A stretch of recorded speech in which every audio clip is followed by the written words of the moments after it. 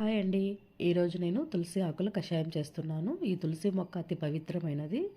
దీన్ని హోలీ బేసిల్ అని అంటారు. ఈ మొక్కలోని ఆకులు, గింజలు, కొమ్మలు అన్నింటినీ కూడా కషాయానికి వాడుకోవచ్చు. ఇక్కడ నేను ముగ్గురికి సరిపడా ఆకులు తీసుకొని శుభ్రంగా కడిగి ఉంచుకుంటున్నానండి. ఈ కషాయం తాగడం వల్ల మన బాడీలో రోగనిరోధక శక్తి పెరుగుతుంది. ఇక్కడ 3 గ్లాసులు నీళ్ళు వేసి బాగా మరిగించుకోవాలి. నీళ్ళు మరుగుతున్నాయండి.